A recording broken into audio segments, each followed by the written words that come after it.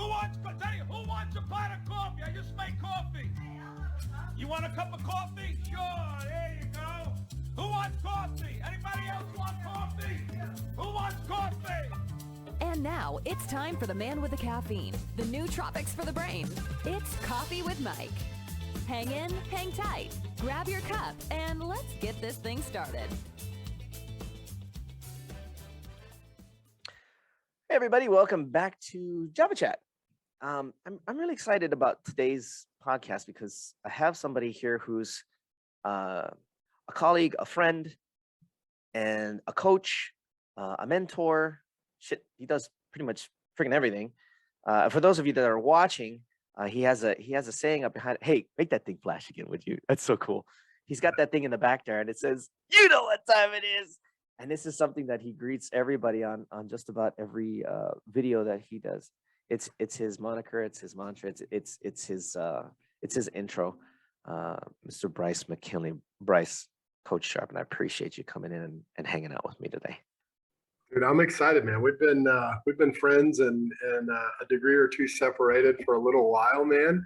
And I love that we get to hang out and re-engage this way. Oh yeah, this is gonna be fun. Your story. Oh, by the way, you're a veteran. Thank you again for your service. Appreciate you, brother. Really, everything. I'm not a veteran. No. My business partner Kyle's a veteran. I'm not. Oh, okay. Send him my regards and tell him I said thank you for his service. We love our veterans. Yeah. They're very important to us, and we support them to the hilt. Mad respect. I couldn't do it. I didn't do it, but I've got mad respect for my veterans. So thank you all for your service. I do, and thanks for correcting that. I appreciate it. I was just watching Stolen Valor videos. Like, I know. There you go. Like, I'm not going to be that guy. No, I would never. It's kind of funny because some people have said that, hey, you kind of act like a veteran. I'm like, yeah, I'm not. No, let's make it real clear. I did not have that honor to serve. It's one of the few regrets I have in life, and I've put that regret aside finally, because I really did. I had thought about joining naval aviation and never took it. I should have. It is what it is. Your story, on the other hand, you come from. You're out of Texas now. Is that where you're originally from? No, I grew up in northern Illinois. I grew up in northern Illinois. What part of northern Illinois? Like Zurich side or further up? So far north. If you look at a map where Iowa and Illinois meet, the Mississippi runs east and west. They call it the Quad Cities there. Yeah. So I was born in Moline, and then when my parents separated, moved into housing projects of Chicago as a young 10, 11 years old, somewhere around in there. Moved into the project, South Side. Yeah. I know that area. Yeah. What was that like, dude? I mean, because you think about a lot of our entrepreneurs. We talk to them about their early days and what they went through and what they experienced. What was yours like? And I've looked back at my life on several different occasions, bro, and like it's been almost like a roller coaster that I couldn't see what was coming. The dips, the loops, the side swipes, all those things, but you never see it coming. A good friend of mine and mentor of mine, John C. Maxwell, once a couple of weeks ago, actually, in a mastermind that we're a part of together, he made the comment, life is like a puzzle, but it's not the puzzle you buy at the store where you see the picture and you get to piece it all together. It's like that crappy, like 25-cent bag of puzzle that you get at a yard sale. And you find the corners first and you hit some road bumps and you put the outline together. And as you piece it together, it takes a little longer than an average new puzzle off the shelf. You get to look back and see how far you've come. And so growing up in northern Illinois, as a young child, I grew up in a very strict cult-like religion. I mean, we thought we were going to hell if we so much as look at a TV in a department store. It was very, very strict. And then when my parents separated and my mom moved into subsidized housing and government food lines became our life, we were already poor, but that took poor and multiplied some spam. Added some spam on top of it, right? And Well, hold on there. What do you got against spam now? It's not a bad thing. You've had spam no. musubi before, haven't you? It just, wasn't I'm, like spam, it'd be like that. I'm giving you a hard time. It's just I'm Hawaiian and spam is that's like Yeah. anyway. Well, in my wife being Asian, they love spam too, right? And so I've grown to enjoy and appreciate it. However, when that's all that you have to eat, that and like government cheese, which by the way is like the best cheese in the world. Amazingly enough, it's really tasty. Been there, brother. You Been know there. that big old box of cheese that looks like Velveeta, but it's real cheese. It's That's real cheese. It actually worked, and it was great for grilled cheese, dude. Yeah, we did that a lot. Yeah. Anyway, you get sick of it fast though when that's all you have to eat. You know, a block that large, that's a little bit more than most families need. I mean, yeah. So man, it wasn't rough, but it wasn't easy. You know, and I seen and felt this like urge and desire to help my parents out and earn money. And so, you know, prior to my parents' separation, I did the whole paper route thing that a lot of kids do, you know, or did when we were kids anyways. You know, they don't even have paper routes for kids anymore. Like it's crazy. Everything's gone digital. Or you go to the newsstands if you're in the big cities, they just don't do it any longer.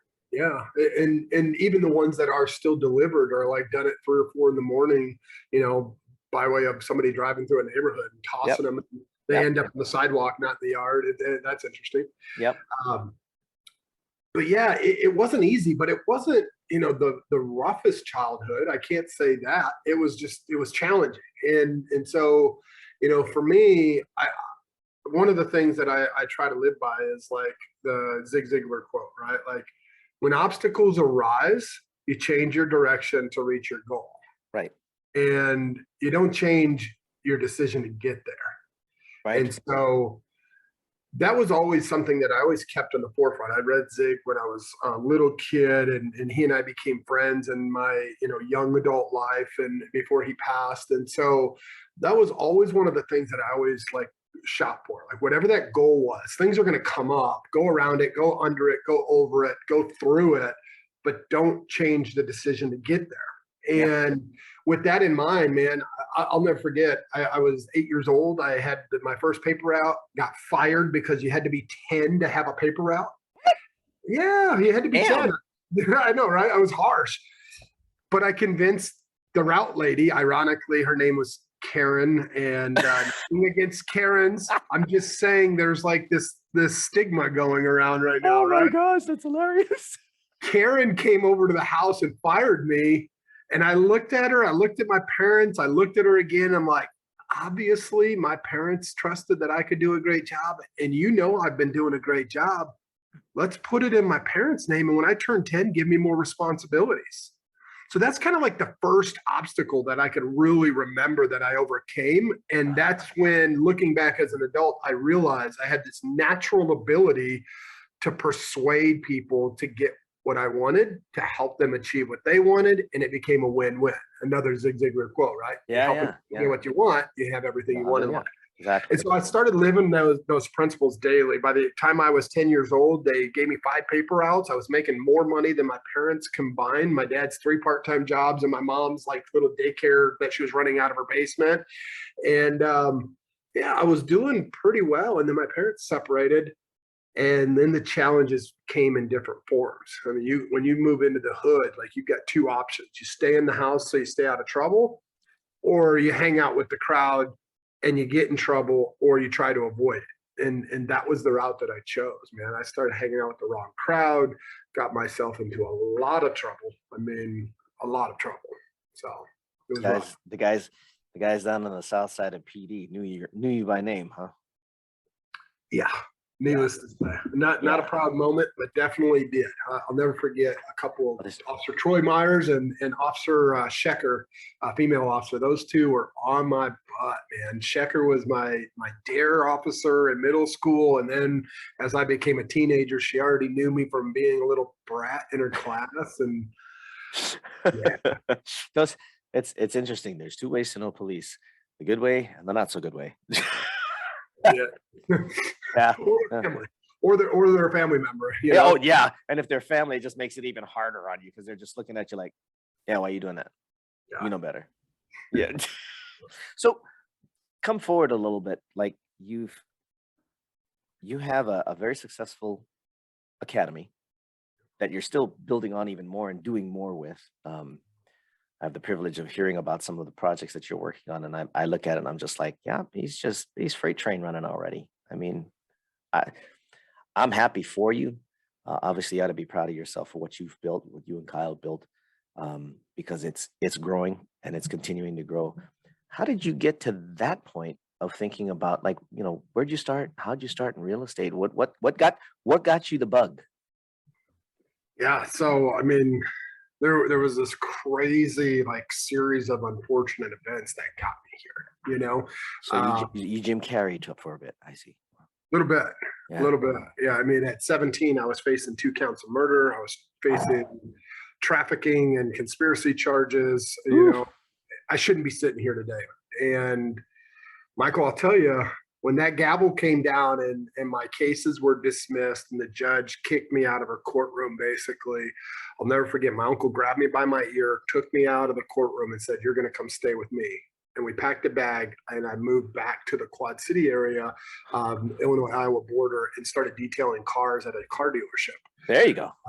Fell in love with the automotive industry, man. And begged my uncle for an opportunity. I'm like, if I can sell dope in Chicago, I can sell trucks to farmers in Iowa. That was like the mentality, right? And that's what I did. It was about a year and a half later. He's like, "Dude, if you could sell a car today, I'll put you on the team next week." Opened a phone book, started dialing, started calling old past customers in their ancient CRM that they had that was like Excel spreadsheets and Pretty much. That's what it was back then. Yeah. Like service order printouts, Yeah. And I sold 2 trucks and an SUV that day Wow, in one day. in a blizzard. Sweet. In one day, I was hooked. Dude, Yeah, nobody. during the blizzard time you Yeah. sold 3? Yeah, it was the middle of December. Nobody showed up to the dealership except my uncle, myself, and the lady that he always gave a ride to that worked in the back office. And the 3 of us were at this dealership. And a lot of the other sales guys called in because it was snowing like crazy. We were expecting a whole bunch of snow. And he gave me that ultimatum, and I went to work. Police officer, ironically, a police officer and another gentleman came in for an oil change that we had to turn away, but I upped him, as they say in the car business, and turned him to an SUV. And so sold 3 vehicles that day, and I was hooked, man. When you get a nice, I think it was like 9 or 10 grand check for the 3 cars a week later, it's like, holy cow, that was the quickest legit money I've ever made. If I can sell 3 or 4 of those a day, You're I'd done. be rolling in it. Oh yeah, you'd be done. And that's what I did. That's what I did. Over the next 2.5 years, I've become the #1 car salesman in the world for Ford Motor Company, and ended up getting recruited out of my dealership between the age of 22 and 23. And so my journey into real estate started in automotive sales and private consulting. I was contracted with Ford Motor Company at an early, 23 years old. Had a nice, hefty 6-figure contract, renegotiated for 7 figures later. And then Nissan, Toyota, and Honda would eventually pick me up. And I traveled the world teaching my 7-step process and 5-step processes to business in the conversation. I believe there's 7 steps to every business and 5 steps of every conversation. And those 2 married together, the only thing left is just management of the micro steps in between. And then you just hire great people and tell them what to do, or they let them tell you what to do, right? And so business is good, and multiple 7- and 8-figure contracts. I'm in my mid-20s, living the best life, right? Little to no formal education. And my wife and I at the time, her mom had been my Sunday school teacher growing up in that strict religious sect that I grew up in. Mm-hmm. And so we had known each other all of our lives. And we had a pretty open relationship. When I mean open, like she had a baby with somebody else, but it was ours. And this was before like poly was a thing. And I don't believe those same beliefs now, but then we were open to it. And unfortunately, she lost her son, started drinking heavily, and being that I wasn't a great husband because I was just this punk kid with more money than I knew what to do with, I was not there. All I did was work. And within 2 years, Friday, June 13, 2008, she ended up committing suicide. Oh, And dude, I was devastated, bro. I'm sure that had to shut you off for a lot of stuff for a while. That's A not lot of easy. things were a lot of stuff and a lot of drugs and alcohol, man. The next 2 years, my life would spiral out of control, up my nose and in a bottle, close to $80 million, 5 companies, like multiple 7 and 8 figure contracts just flushed right down the drain in 2 years. And it was in late March of 2010, I found out that I had a baby on the way with some girl that I had been having a relationship with. And I sobered up.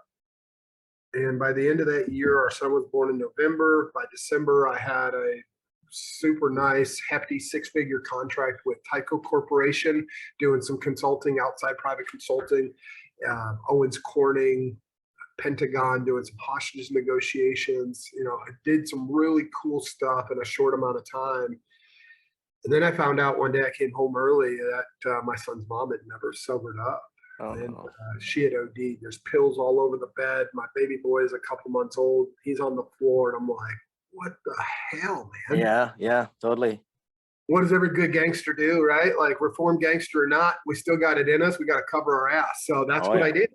I took some pictures, set my boy back down where I'd seen him, took some pictures, packed a bag, went to a hotel. And then that Monday morning, I ended up filing for custody of my boy. And that would be the fight of my life. The last couple $100,000 that I had went into not only paying for an attorney to fight the case, but I paid for hers too, apparently, because she was stealing money from me. Oh my gosh. Man, I ended up broke, homeless, no money, no contracts, no nothing due to the drama.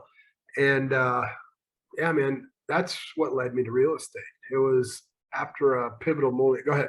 Yeah, I was gonna say before you actually jump into the real estate side of things. So you mentioned a couple of things with regards to like leadership within the business. You were hired because you have the 7 steps and then the 5 steps. You said something that I've always advocated, which is, and we hear this all the time from some of our own mentors, you know, hire people smarter than you. And it actually popped up as an article recently on LinkedIn. You know, what happens when, you know, you're a leader and somebody is smarter than you? What do you do with them? Some leaders find that threatening. It's like, if you know how to delegate properly, give credit where credit is due, know how to manage a project, that smart person is going to teach you so that you can be smarter for your clients. And it just makes life easier delegating things instead of constantly taking things onto your own shoulders. And we know people that have that challenge. I was one of them. I was too at one time. I when I was a solopreneur, everything was me. You know, and I knew people that could help, but I just didn't know how to do it. I didn't know how to ask for help.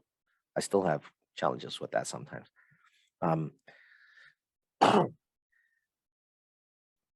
The fact that you recognized that early on as a young man and a consultant before any of the tornadoes and the turmoil was going on, that's amazing for one. It's also inspiring because think about it, you were probably in your mid-20s around this time. That sound about right? So for those of you that listen, because we do have a pretty sizable group that listens to us that are in their 20s, you can get it. If you listen and pay attention, you can get exactly what Kyle is dealing with or was dealing with. I'm not talking about the turmoil and traumas. That's some rough stuff that you went through, brother. I want to take a 30-second break. When we come back, we'll talk about the real estate and we'll talk about some of the people that have helped. Bryce. I love you, bro. I love you too, man. There's 2 of you and I keep getting you 2 mixed up. It's my fault. I'll have to switch my brain. But guys, we'll be back in about 30 seconds. And when we do, we'll come and talk about how Bryce got into real estate. All right. And we're back here at Java Chat. And I'm feeling older than usual because I keep forgetting that it's Bryce McKinley that I'm talking to and not Kyle Clemmer. I don't know what the hell that's all about, but I have Bryce McKinley here with me. I tell you what, dude, next time Bryce comes out here to Vegas every once in a while to guest speak and share his wisdom and knowledge with other people. Next time you come out, we'll have to grab cigars and Ryan that'll emblazon you in this noggin. I promise.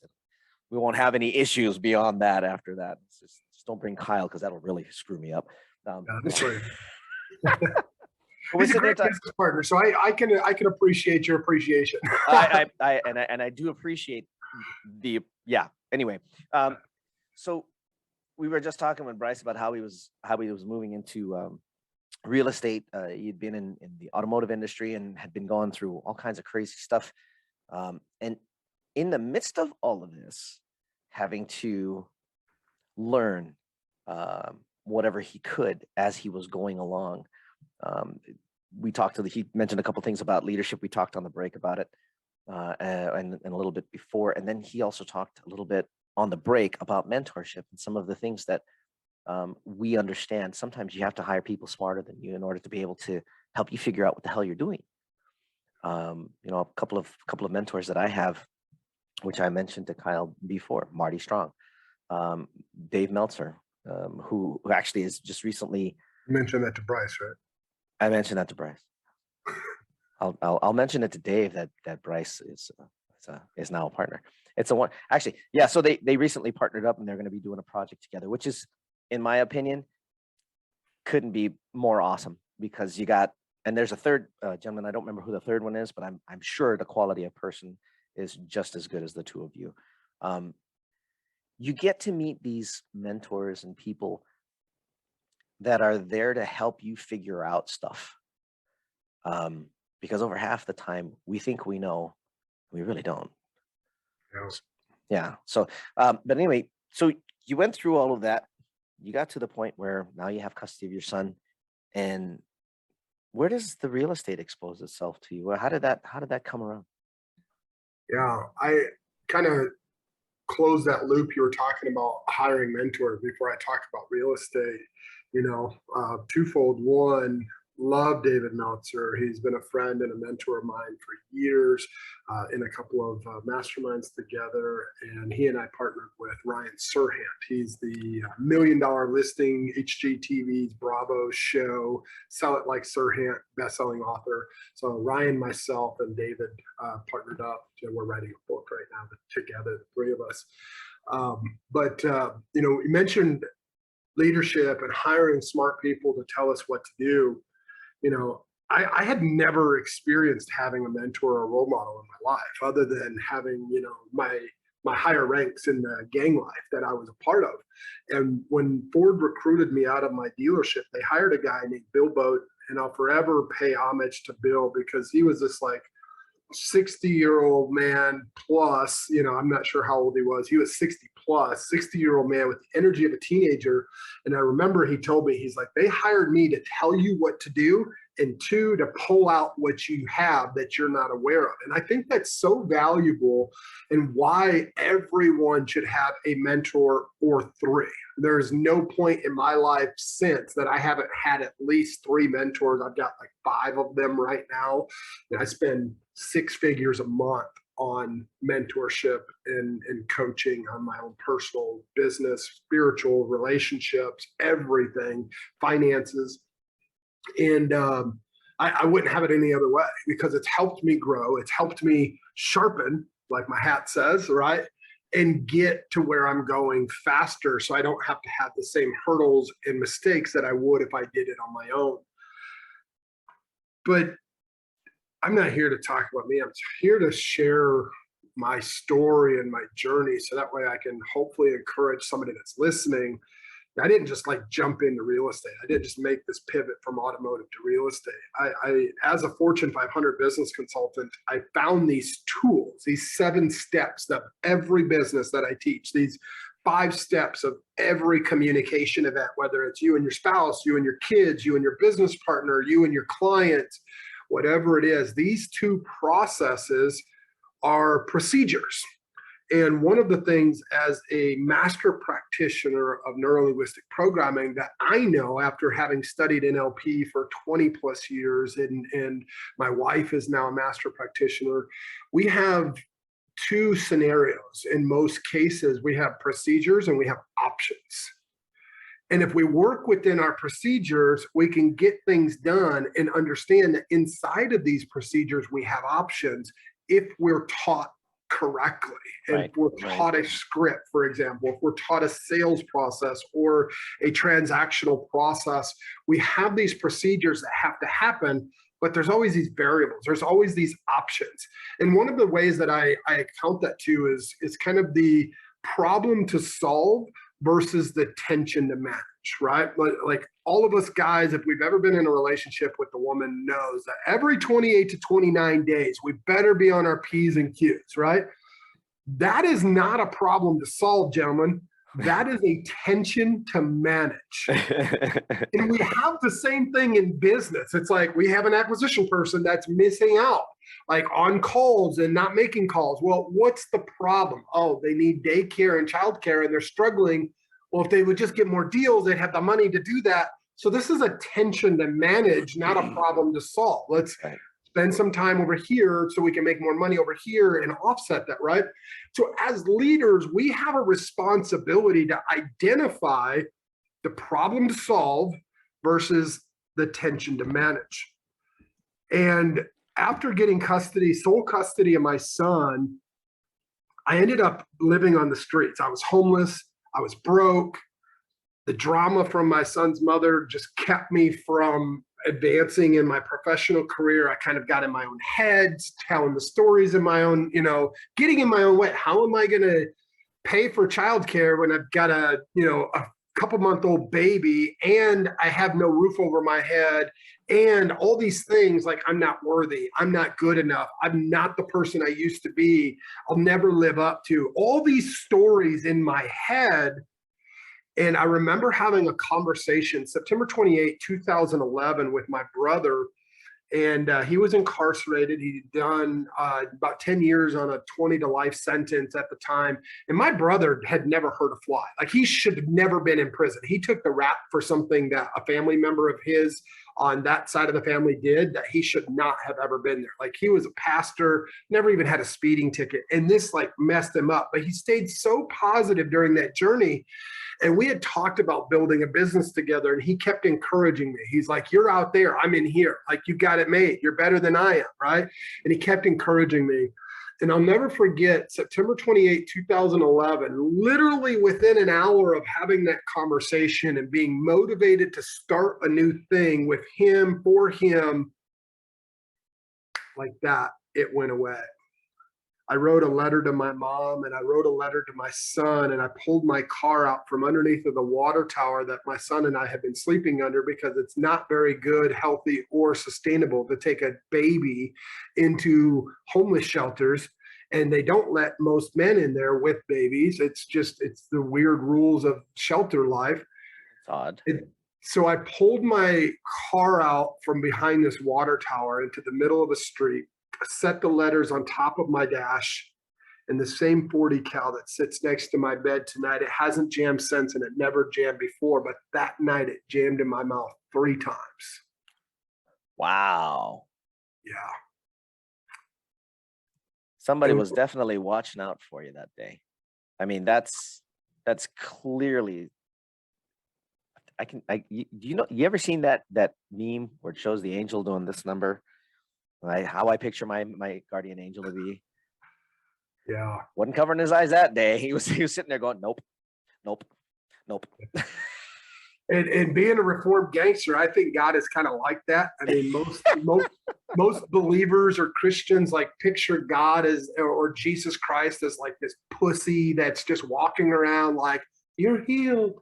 You're healed. I'm like, no, dude, my God is gangster as hell. Yep. Like, he stepped in and stopped the trigger, not once, not twice, but 3 times. And then I got in a fight with him. I'll never forget arguing with him and cussing him out and just being like, bro, show up. And I call him bro. Like, his name is Jesus, Yahweh, however you want to interpret it. But I call him bro. And I'll never forget hearing the words come out of the baby boy in the back seat, say, Daddy, everything's going to be okay. And that was the night that I gave my life to Christ. And I didn't know what it looked like. I didn't know what it felt like. I didn't know what it would walk with and talk with and how that relationship would cultivate. But that night, bro, I'll tell you, I got mad. I cussed God out. I told him to F off a few times. I told him to show up a few times. And it was in the next 24 to 48 hours that I would realize that time can be an enemy or an ally. And what it becomes depends entirely up to you, your goals and your determination and how you use that minute, but also who you leverage and who you associate with and who you depend on. And I knew I couldn't depend on myself in that moment because there was something greater than me. So I started looking at that and started searching that out. And now, I hang out with that dude every day. I talk to that dude every day. I'm like, all right, bro, what are we doing today? And I have that conversation. That's my relationship with God. It's different for everybody. But the next 24 hours and the next 48 hours would change my life forever. Literally, I had 32 bucks to my name. It was cash in my pocket, Michael. I woke up the next morning to a phone call from Wells Fargo. They thought I had fraudulent activity on my account. I had to go verify some transactions. I go in, and there was an old client had wired me a missed payment on an invoice. I had 20 grand wired to me in my account. Whoa. Get out of here. Like, I've got to salvage this. I don't know when I'm getting my next meal. Yeah, right? right, exactly. So what do? We go to the local taco shop and we get some tacos. Real cheap, real good, right? Yes, We're in sir. Texas. Yes, sir. So I go get some tacos and I'm talking like with my boy, I'm talking with my bro. I'm just like, hey, this is amazing. And literally 3 hours after getting the deposit and making a withdrawal and getting food, I had an apartment complex call me. Hey, we found an old application. We're just wondering if you're still looking for a place to live. We've got a couple openings. We're running a special. I'm like, get out of here, right? Like, this is like September, October. So school's already in. So housing starts settled. Yeah. It's usually settled by that time. Leasing options. They're trying to like market their buildings and up their deals and make more money. Yep. That's usually when the rents go up. No deposit, no first month's rent, 1-bedroom apartment. I'm like, you know what? I'm actually changing where I'm at right now. I'd love to come take a look at it, talk the lady into letting me move it that day. They hadn't even cleaned the place yet. And then within a week, I was on the computer at the library, like looking for jobs because now I've got a little cushion. I had a little confidence. I knew that God was going to take care of this thing. And I watched 3 YouTube videos, and I don't even remember who it was, but somebody had said something on these YouTube videos that piqued my interest, that you could do real estate with other people's money. All you had to do was talk to people. And I'm like, well, dude, I'm not afraid to ask for it. And I'm not afraid to talk to people. I mean, I've been called by some of the greatest minds in the world, Zig Ziglar, Tony Robbins, Matt Maddox, Caleb Maddox. Like, these guys have all like quoted saying that I've been the top 5 sales trainers in the world. I can get a job quick. Now my confidence started building. And I looked at these YouTube videos and I'm like, dude, I can do this. I just got to talk to homeowners. So I started making calls, just like back at the dealership. I just started making calls, and wouldn't you know, I put 23 houses under contract in my first 30 days. No clue what I was doing. I just started writing up contracts. I pulled a contract off of Google that I found and pieced it together with what I thought sounded more legit and better than what I found. And I only closed 5 of those 23. But those 5 deals ended up putting a couple $100 grand in my pocket. Oh, sure. I think a lot of people miss that the legitimacy. Obviously, you got to learn how to do it right. But the legitimacy of doing stuff like that, it's a run of numbers like anything else in sales. You have to have conversations. I was honored enough to come through your challenge, and then we did a few things, and was fun. I have another friend who is a seasoned investor. He doesn't teach. He just makes his investments. He's actually a professional photographer. Nice.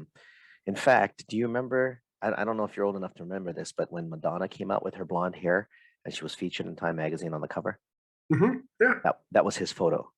So, but he's a real estate investor. I met him at one of the seminars, and he says, if you're not writing offers, you're not making money. That's it. That's really what it comes down to. And the more offers you write, the more chances you have at making. Now, I think he just sits at home. He gets offers. He puts it on his email list, and it flips in like 20 minutes or less or something. I think his fastest flip was like 5 minutes. He literally posted it 5 minutes later. There was an offer on the table. I was like, I hate you, but I love you. I just want you to know. So you got in, you did your first 5, made yourself some good scratch. You're hooked. What now? Yeah, so you fast forward, that was, a little over 10 years ago. And man, I started doing transactions. I didn't know what the heck I was doing on the backside. How do you go find these people that have money that want to buy these houses that I put under contract and all these things? And I found a local company here in Dallas that was hiring for salespeople. Went through their onboarding application process. Of course, I got hired, of course. Oh, yeah. And I then turned it around and pitched them my consult. Like, I don't want to work for you. I want to work with you. So this is what I'm proposing. Let's do it this way. They didn't like that. They weren't too happy. So I don't recommend that unless you're a seasoned closer and you have some leverage. Like, I had 23 contracts in hand. Yeah. I had some leverage. Yeah. They were doing 10 a month. I had just done 23. Like, it's kind of hard to deny that there's some quality leverage at that point. Yeah. So we talked about a week and a half later. They called me. They're like, "Hey, if you can do this again, we'll talk about it." So I'm like, "Well, plug me in. I'll use your system," which made it even easier. I contracted 37 houses. We closed 35 of those houses. Wow. Became a minority partner. Fast forward, 6 years or so, the partnership started kind of falling apart because one got married, the other moved to Mexico to manage some properties that we had down there. And we're all still friends, but things started falling apart about 4 years ago. And I decided to go off on my own. I went to a networking event and started networking and realized, like, nobody does what we have done or what I can do. So I just started teaching this process. I started doing live streams. I went and got a backwards hat. So that way, I could do live streams and people could have conversations and it would start conversations. And, you fast forward going on 4 years now, we've coached thousands of people through our challenges and helped them succeed. We've helped them not only just start businesses in the real estate space, but also scale them out to 5, 10, 20 transactions consistently a month, using little to no money of their own and leveraging completely other people's money. And so that's our academy. Now, my investment company, I partnered with Kyle, our mutual friend, and we're based here in Dallas. It's a little personal because Kyle and I both have partnerships that we're still friends with these guys, but we're not partners anymore. So we come back together and we're like, we're going to show them what they left on the table. And now we're going hard. So we've got, we got 5, 6, 7. We've got 7 acquisitions persons, a whole bunch of VAs, and badass marketing and a lot's changed. Yeah, it's been interesting, guys. So I had the opportunity of being introduced by another mutual friend of ours, who happens to be my partner in our agency, and he said, "You should go see this," and I said, "Okay." He says, "It's in real estate." Honest to goodness, because I've been to everybody's from Russ Whitney's all the way out to Ron LeGrand and everybody else that was doing their thing, including what's his name, Marco Kozlowski.